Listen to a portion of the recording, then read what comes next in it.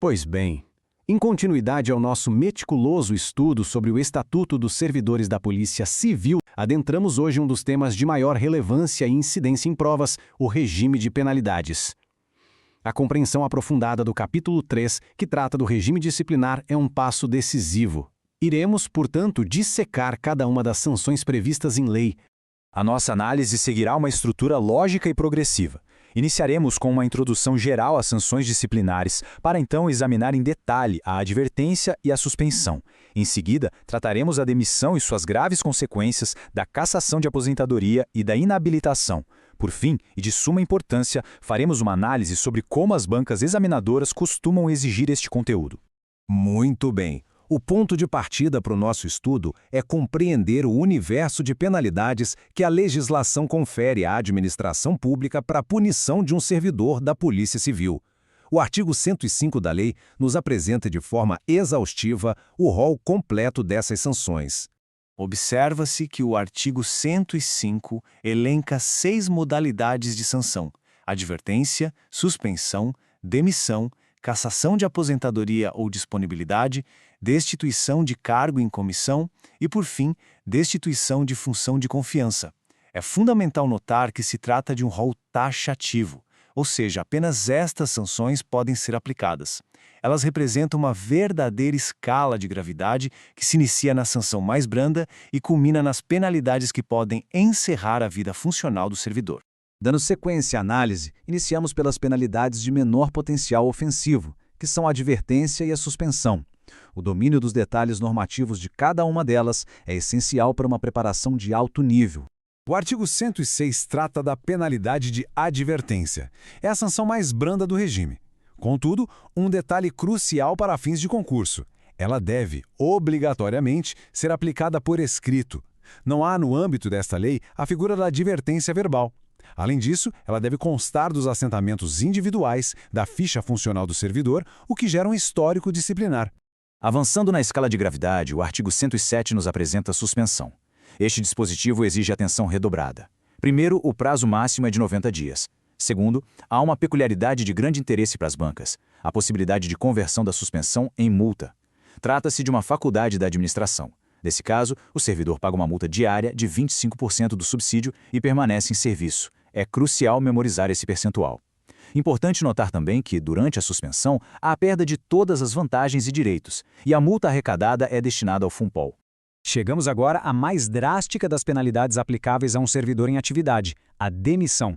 O artigo 108 é o dispositivo que elenca as hipóteses para a sua aplicação, que vão desde as infrações gravíssimas até a figura da contumácia. E o que seria a contumácia? O legislador, de forma muito objetiva, a define no parágrafo 1º do artigo 108. Não se trata de um conceito subjetivo, é um critério matemático. A contumácia se caracteriza pela prática reiterada de infrações, demonstrando um desajuste funcional do servidor. A lei estabelece um número e um prazo para isso. É de suma importância a memorização deste critério: a prática de 4 ou mais transgressões no período de 5 anos. Este tipo de detalhe numérico é frequentemente explorado pelas bancas examinadoras para diferenciar os candidatos. Uma questão que pode surgir é: e se o servidor, tendo cometido uma falta gravíssima punível com demissão, se aposenta para escapar da punição? O legislador anteviu essa possibilidade. O artigo 109 trata exatamente disso, deixando claro que a aposentadoria não serve como um escudo protetor contra as consequências de seus atos. O dispositivo é claro: a sanção alcança o servidor mesmo após a sua passagem para a inatividade. Se for apurado que o servidor, quando ainda estava em atividade, cometeu uma infração cuja penalidade seria a demissão, a consequência será a cassação de sua aposentadoria. A análise da falta é retroativa, reportando-se ao momento da prática do ato. Observa-se que o artigo 110 traz consequências ainda mais severas para faltas de extrema gravidade. Nos casos de demissão por atos de corrupção, improbidade administrativa ou lesão aos cofres públicos, a penalidade administrativa vem acompanhada de graves sanções patrimoniais, como a indisponibilidade dos bens e o dever de ressarcir o erário, tudo isso sem prejuízo da correspondente ação penal. A punição, contudo, não se encerra com a perda do cargo. A lei impõe ainda restrições futuras ao ex-servidor, visando a proteger a administração pública. O artigo 111 estabelece duas situações distintas e é crucial distingui-las. A regra geral é que o ex-servidor fica incompatibilizado para um novo cargo público estadual pelo prazo de 5 anos. Contudo, o parágrafo único deste artigo traz uma exceção muito mais rigorosa. Nos casos de demissão pelas faltas mais graves, como as que também configuram crime contra a administração pública ou improbidade, o ex-servidor simplesmente não poderá retornar ao serviço público estadual. A proibição, nesses casos, é permanente. Por fim, o artigo 112 aborda a possibilidade de cancelamento dos registros de penalidades de advertência e suspensão. É um instituto de reabilitação funcional. Atenção aos requisitos. O cancelamento não é automático. Ele depende de requerimento do interessado. Exige-se também o decurso de prazos de bom comportamento. 3 anos para advertência, 5 para suspensão. E um ponto nevrálgico, o cancelamento não gera efeitos retroativos. Tendo a base legal sido devidamente esmiuçada, passemos agora ao ponto fulcral da nossa preparação. Como traduzir todo este conhecimento para o enfrentamento das questões de concurso? As formas de cobrança são variadas.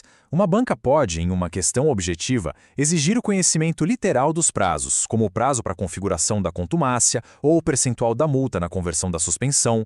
Outra abordagem comum é a criação de um estudo de caso, narrando a situação de um servidor hipotético e questionando qual a penalidade cabível ou qual o procedimento correto a ser adotado. A chave é o domínio minucioso dos detalhes, dos prazos e das condições que analisamos. Este quadro sinótico deve ser visto como uma ferramenta estratégica de revisão. Ele condensa as informações essenciais, conectando cada penalidade ao seu detalhe-chave e ao respectivo artigo. Na reta final da preparação, a consulta a esse material pode ser decisiva para fixar os pontos mais importantes da matéria. Recomendo seu uso diligente. Um esclarecimento de ordem prática e fundamental. Toda esta explanação se fundamenta estritamente no texto da Lei 3.461 de 2019. Não foram consideradas aqui eventuais alterações legislativas posteriores. Para fins de concurso, a regra de ouro é: vale o texto da lei que estiver expressamente previsto no edital. A verificação do edital é um dever do candidato. É preciso estar especialmente atento a estes pontos, que são armadilhas recorrentes em provas de concurso. As bancas examinadoras valem-se desses detalhes para selecionar. Portanto, confundir o percentual da multa, o cálculo para contumácia, a natureza excepcional da proibição permanente, o caráter não automático do cancelamento e o prazo da suspensão são erros que podem custar a aprovação. Por fim, ressalto que a compreensão pormenorizada do regime de penalidades transcende a mera memorização de artigos. Trata-se de um pilar do conhecimento exigido para quem almeja ingressar na carreira policial. O estudo detalhado destes dispositivos reflete a seriedade e o senso de responsabilidade que o cargo público demanda. Prossigam, portanto, com foco e máxima dedicação.